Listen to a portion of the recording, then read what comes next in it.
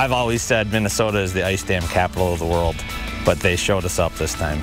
The ice dam business is booming, but just not here. How Twin Cities businesses are heading east to help keep homes safe. And now, from Minnesota's most watched station, this is WCCO4 News.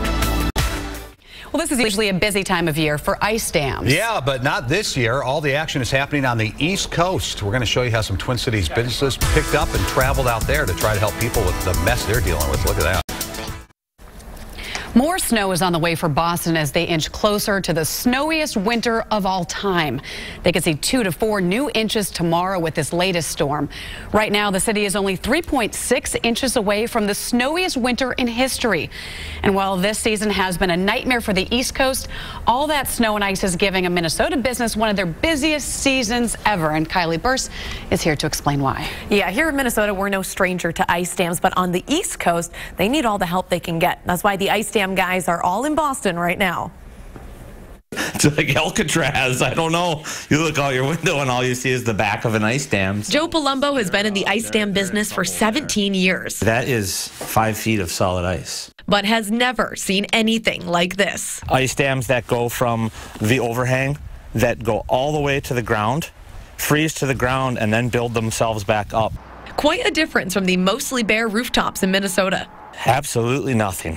That's why he sent 36 workers and all his equipment to Boston last month. I've always said Minnesota is the ice dam capital of the world, but they showed us up this time.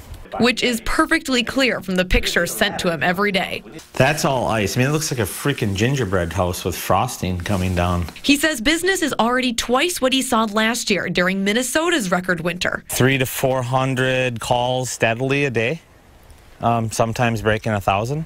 Helping dig out a city that's not used to sites like this.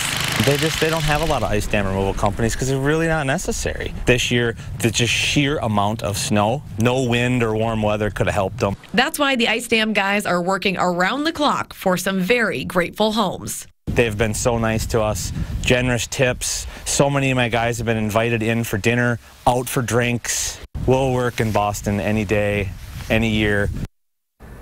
Joe is the only one from the business still here in Minnesota taking care of the administrative side. He says he's working 20 hours a day every day just to keep up with business. Wow, I imagine they are busy. So are any other companies from out of state helping New England? There are plenty out there, and unfortunately some of them are charging absurd rates once they get there. Joe said he'd heard as high as around $1,000 an hour for one worker. He says ice dam guys' rates in Boston are the exact same as they are here in Minnesota. Nice to hear they're doing that. Yes. Yeah, thanks, Kylie.